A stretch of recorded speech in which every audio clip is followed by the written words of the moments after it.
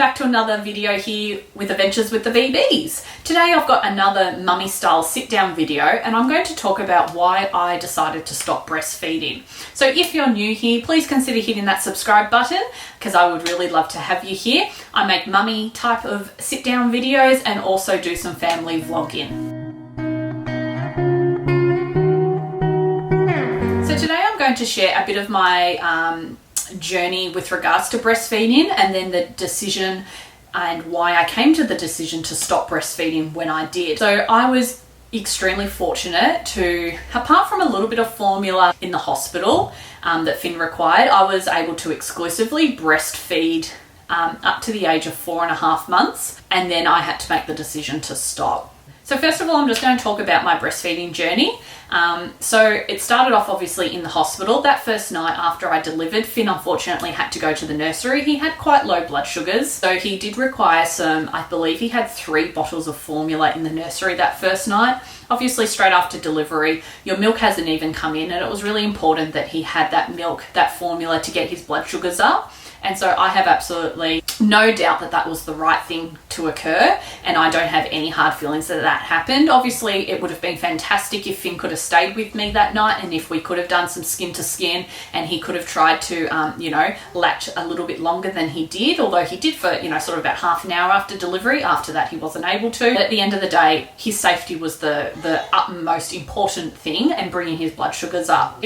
Unfortunately, during the pregnancy, I wasn't able to attend the breastfeeding class that I had signed up for. I had a fall at 27 weeks pregnant and it meant that I was unable to attend. And I do believe that that was quite unfortunate, and it probably did have a bit of a factor on my breastfeeding journey because I went into delivery not really having much information about breastfeeding. I was really vocal about this in the hospital, and I told the midwives that I really needed some extra assistance and that I didn't have any knowledge prior to going into hospital about good breastfeeding relationship and how to establish it. So the midwives were really good about coming into the room and helping me during those feeds. But unfortunately on day 3, when Finn had to return back to the nursery for his jaundice, all the feeding had to occur in the nursery.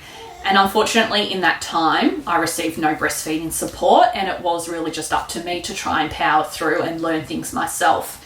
When Finn was discharged from the nursery, just before we went home, my husband really encouraged me to go to the breastfeeding class that the hospital was running. I was really quite hesitant because at that stage, Finn was actually due for a feed right at the time that the class started. And Aaron said that that was perfect. You should go, you should feed in the class, I'll be right beside you. And then, if you need any assistance from the lactation consultant, she'll be right there. And Aaron was completely right. So we went to the class, and I did at the beginning, set myself up and start breastfeeding. And unfortunately at that moment, I received some negative feedback from the lactation consultant. I had set myself up with just a regular pillow, just literally, a head pillow, and I was using that to help support Finn. And the lactation consultant was giving me some negative feedback stating that you can't take a pillow everywhere that you go. She was saying when you go to the shops, you can't lug a pillow around. So you really need to learn how to breastfeed without the pillow. And that really put me off from the very beginning because, I was recovering from delivery. I had a 2nd-degree tear. It was still quite uncomfortable just to sit in a chair, let alone try and breastfeed. The breastfeeding itself was quite uncomfortable, so I was just using the pillow as a bit of support, and her comment really put me off. So I don't really know that I took on board anything in that class the way I would have liked to have. We then went home, and Finn was still quite jaundiced, and we were still, under the care of the pediatrician, and every day we were still getting direction as to how many feeds in that day could be direct breastfeeds and how many feeds had to be expressed breast milk. So when babies feed from the breast direct, they're using a lot of energy to do that. And Finn was really quite lethargic. And so the pediatrician was wanting me to express my breast milk and give that via a bottle, however many times a day he had requested, just to ensure Finn was getting as much fluid as he could without exerting too much energy to really try and flush that bilirubin out of his system. And obviously I followed all the directions given, but it just meant that I wasn't able to directly breastfeed for every single feed. And very quickly that became a bit of a pattern where when I was direct breastfeeding, I was getting a little bit anxious before the feeds because the breastfeeding itself wasn't easy. Getting Finn to latch wasn't easy. Finn got frustrated. It was incredibly painful for me. And the feeds that we were able to just give via bottle were a breeze. They were easy. They were enjoyable. And so when the 2.5 week mark passed and Finn was no longer jaundiced and I was able to directly breastfeed, that was really when my breastfeeding journey was able to improve. I had a midwife come into the house for post-op care, or for follow-up post-delivery care, and I can remember one day calling her in tears, and I said, this breastfeeding is really uncomfortable, and I've watched my friends breastfeed before, I've watched my sister breastfeed, and none of them have ever seemed to have experienced discomfort like this. Like, I just don't think the latch is right.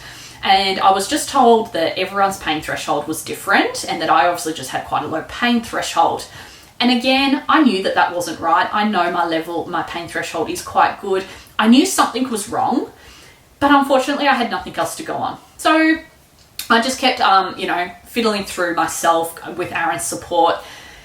About 3 weeks in, I realised, or 3.5 weeks in, I realised that I needed extra help. So I got a private lactation consultant to come to the house, and she was absolutely incredible. She really was. She spent hours upon hours with us, and even over the phone, she would talk me through a breastfeed if it was challenging. She gave me different strategies, different positions to try.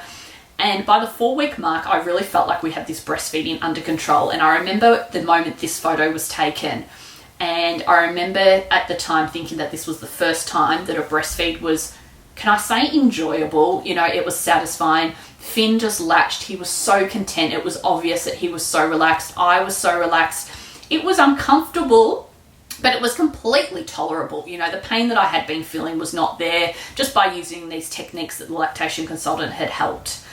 By 3 months of age, I definitely felt like I was rocking this breastfeeding thing. Like, I definitely felt like I could keep going. There were definitely moments that it was still incredibly uncomfortable. Every now and then Finn's latch just wasn't quite right, and I was told he didn't have any lip or tongue ties. We had it all checked out by the appropriate health professionals. But, I would go through days and days of it being okay, and then I would have like a week of it being really uncomfortable. And I never really knew why. But anyway, I chose to keep persevering. I really wanted to. The moments that it was really quite painful, I just expressed a lot in those days, and we gave lots of bottles of express breast milk. So at 3 months of age, our breastfeeding journey was going well. At around, just backtracking a little bit, when Finn was around 2 months of age, I was diagnosed with high thyroid, so hypothyroidism.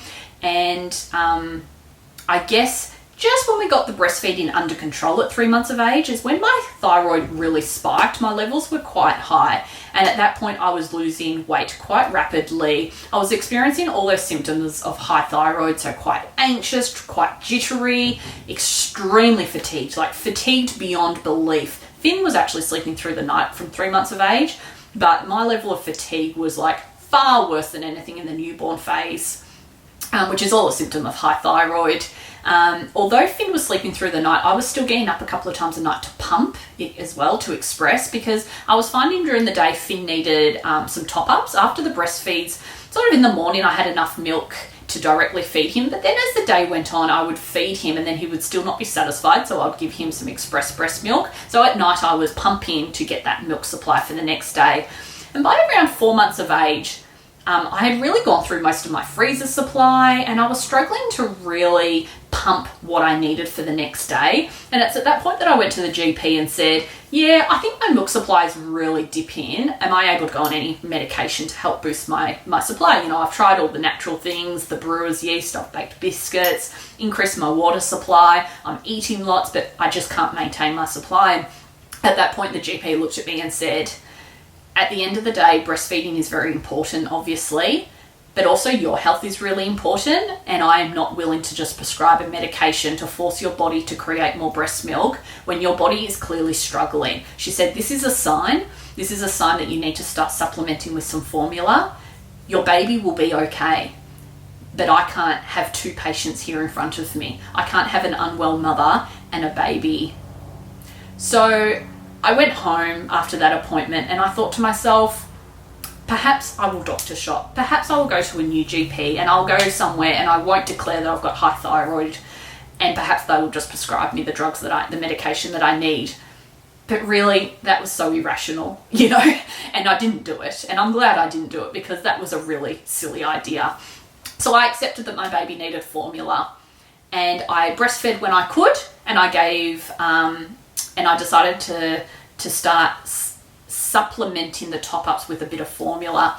Unfortunately, our formula journey was really challenging. Getting a formula that could work for Finn, he had some food intolerances, he had severe reflux, and getting him onto formula became an extremely large challenge, and that really made my mama's guilt worse. I mean, I think anyone in that situation will go through a bit of mama's guilt. I don't think you need to. Don't take this the wrong way. There is nothing wrong with formula feeding, but there is just this thing inside called mama's guilt, and I don't know why it happens, but I was just experiencing it. I felt like I was choosing to look after myself instead of my baby. That's kind of the way I saw it. Sorry about that, the camera battery died, so I've had to rearrange so that you can be plugged into the wall. So I think, as I was saying, is that I just had this immense mum's guilt, and it's something that I really don't think I needed. But looking back, I can appreciate why at the time I had it. My body was physically struggling. I was so depleted of nutrients. I was losing weight. My body was literally running a marathon 24 hours a day, 7 days a week with a high thyroid. And that was really added to my ability to not really think rationally about the decision.